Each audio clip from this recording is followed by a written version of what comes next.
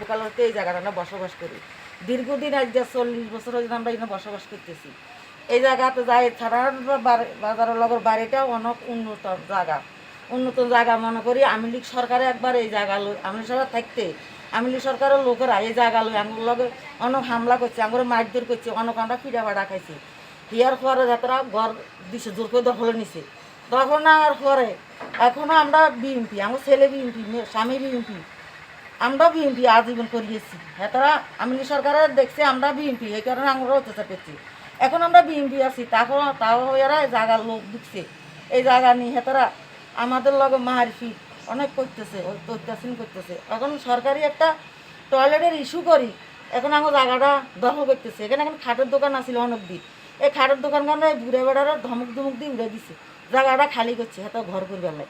আজকে ওখানে তারা টয়লেট করতেছে, করতেছে সেনা আলুদ্দিন আর এনে এনাই রহিমের ছেলে মিজান এতটা আমার কালকে মারছে, আমার ছেলে করে মারছে, আমাদের করে মারছে কালকে। মারবির ঘরে আমাদের ছেলেরা গেছে হসপিটালে, আমরা আছি বাড়ি। আমার গাড়ি আসছিল স্ট্যান্ডে, গাড়ি গেলে হেনতেন লই গেছে। ফের রাত্রে সন্ধ্যা হয়েছে আর হেতরা এগুলাই ঘিরে দিছে, ইয়ানো স্লোগান দিতেছে, জোগাড় দিতেছে।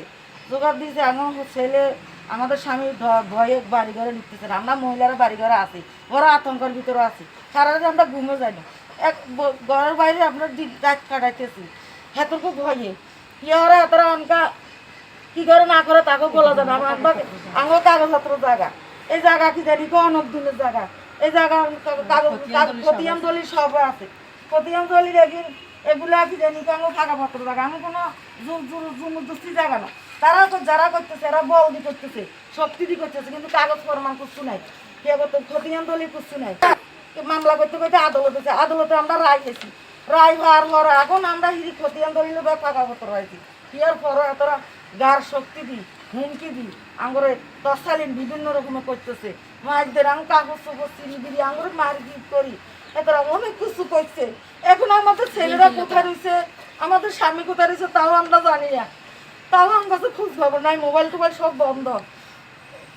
আর আমরা কি বলবো, আমরা বারবার দেশে বিচার নাই, দেশে কিছু নাই, আমরা কি বারবার আওয়ামী সরকার একবার কি একদম সত্যি যাইতে তার গাড়ির সামনে যাই বলছে, তারা বলছে প্রশাসনের কাছে, প্রশাসনের বলো, প্রশাসনের কাছে বলিও তাই থানা যাইতে হয়েছে, জেল খেতে হয়েছে। কি কারণে? আমরা তো কারো জায়গা জবরদস্তি করি না, কারো জায়গা নেই, আমরা তো কি জানি মামলা মাকুব দিনে করি না। আমাদের জায়গা, আমাদের ভিটা বাড়ি, আমাদের দীর্ঘদিনের জায়গা, আমার শ্বশুর শাশুড়ি মারা গেছে, এখন আমরা আছি, আমরা ছেলে মেয়ে আছে, নানিয়াতুর আছে, আমরা তো বসিন্দার, আমরা তো ভাড়া দিন, আর আমরা তো কি জানি কোনো তো উড়িয়ে এসে বসিনো, তারপর কোনো ডকুমেন্ট নাই। আমরা বিচার চাই, প্রশাসনের কাছে আমরা বিচার চাই। কেন আমাদের উপরে এত অত্যাচার অভিযোগ করতেছে, আমরা এইগুলোর বিচার চাইতেছি। আমরা কি দেশের নাগরিক ন? আমরা কি এই দেশের বিধানিক নাগরিক ন? আমরা কি অন্য দেশকে উড়ে এসি? আমরা তো এই দেশের লোক। জায়গাতে আমরা থাকতে হইলে তাদেরকে সাদা দিতে হবে, না হলে তারা আমাদেরকে বাড়ি থেকে উচ্ছেদ করে দিবে। আমার বাপ ভাই কাউকে বাড়িতে তারা ঢুকতে দিচ্ছে না, আমাদের গাড়িটাও নিয়ে গেছে, আমরা ভয়ে আতঙ্কের মধ্যে আছি। সাত ছেলে কে কোথায় আছে আমরা কেউ জানি না, কোথায় পড়ে রয়েছে কার খবর কাটতেন নাই আমরা জানি না। আমার উপর অনেক হামলা অত্যাচার, অনেক মারধর করতেছে, আমার মহিলার উপর করতেছে। আমাকে 2-3 বার করে মাথা ফাটালাইছে পিঠি, স্বামীর মাথা ফাটালাইছে পিঠি। কয়েকদিন দীর্ঘদিন হাসপাতাল ছিল, মাথা 4-5 সিলাই করছে, আমার বড় বোনের মাথা 3-4 সিলাই করছে হাসপাতাল। অনেক অনেক অত্যাচার অভিযোগ করতেছে, রুগী আঙ্গুর মহিলাদের অনেক অত্যাচার করছে, মারধর করছে।